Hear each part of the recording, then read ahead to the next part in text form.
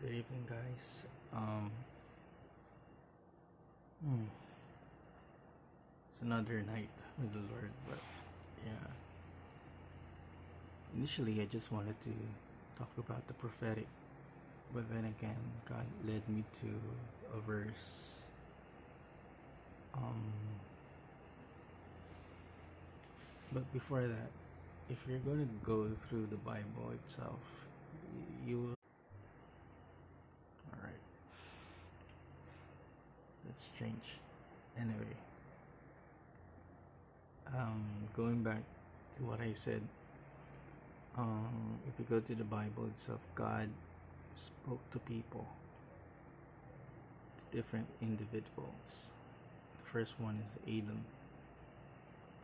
He gave him a command, and then after the fall, he spoke to Adam. And the verse that God brought me is in John 10.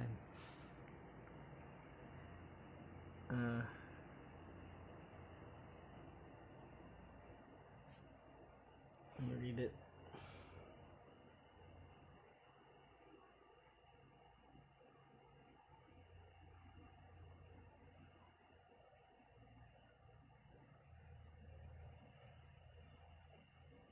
In verse 4, when he puts forth all his own, he goes ahead of them, and the sheep follow him because they know his voice.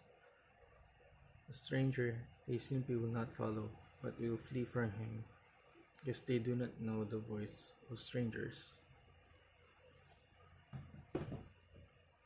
This figure of speech Jesus spoke to them, but they did not understand what those things were which he had been saying to them. And funny thing, um, we've been teaching about prophetic, and this is one of the verses that we use, that if we have a relationship with Jesus, we could easily hear his voice, which is true. On the other hand, uh, going back to Genesis, I don't know, I find it mind-boggling, or I really don't understand it for now. But when you go back to Genesis 4, who was the person that God was speaking to? If Abel was a prophet,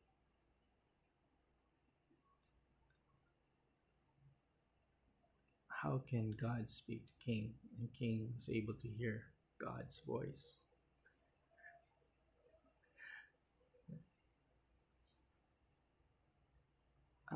I find it strange though, but then again,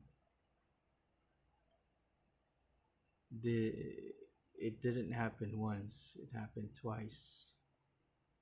Let's read it. Uh,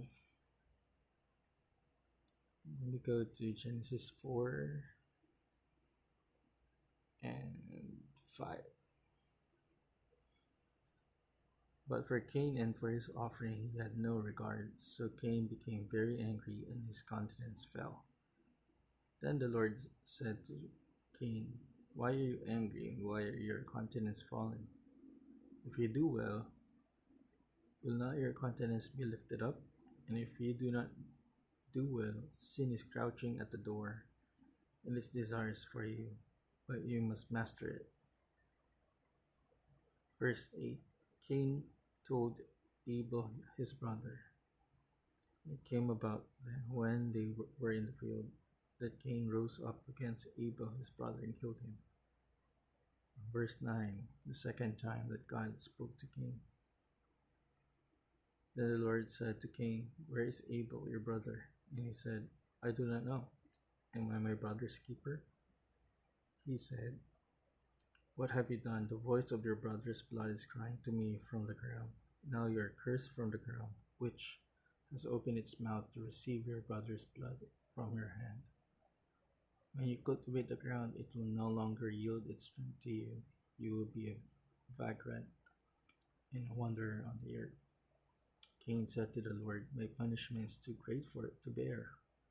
Behold, you have driven me this day from the face of the ground, and from your face I will be hidden, and I will be a vagrant and a wanderer on the earth, and whoever finds me will kill me.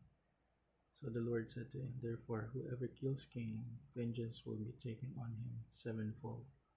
And the Lord appointed a sign for Cain, so that no one finding him would slay him. And Cain went out from the presence of the Lord and settled in the land of Nod, east of Eden. So, I don't know if it speaks to you, like if Cain was in the presence of God and he sinned against God by killing his brother because of anger, because of something, within his heart. Probably there's a grudge against evil. And God forewarned him of what the possibilities of his action is. That's why God said,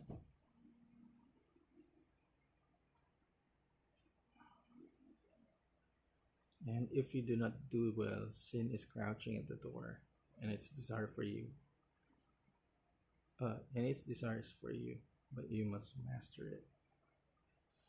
So God was warning Cain.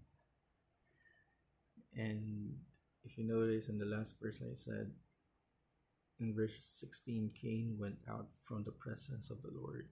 So that means he was still in the presence of God, even he has heart issues. He has something wrong in his heart. What does it mean right now, right? I don't know. I may be wrong, but probably it shows that, let's reverse it, right? As a believer, you're a new creation, you're in the presence of God, you're in the new covenant. And even if you make a mistake, God can still speak to you because God knows you. And, you know,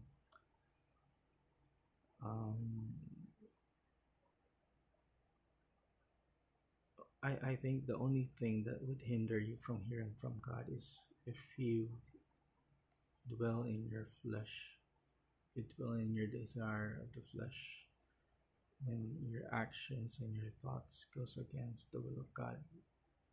I think that's the time that you don't hear from God. And if you don't hear from God, probably there's something wrong. Probably need to fix the Wi-Fi. But then again, kidding aside, if you know who you are, if you know you're a son, you're a daughter, you'll always have a communication with your father and your mother, right? And I know we all have those. I don't know if it's all, but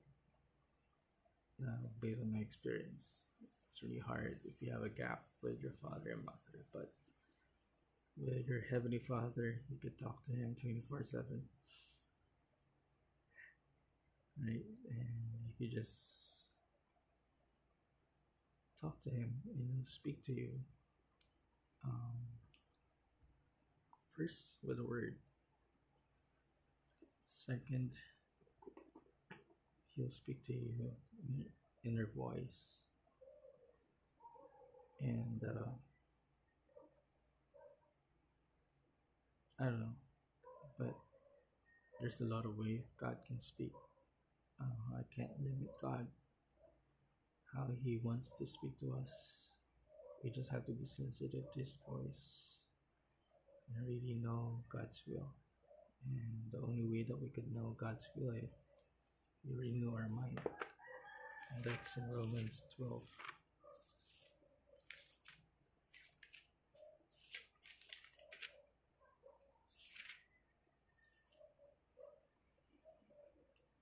And do not be conformed to this world, but be transformed by the renewing of your mind, so that you may prove what the will of God is, that which is good and acceptable and perfect. So we just have to know which mindset we have and we should have so that we will know the voice of God. And that's all. I just want to share that.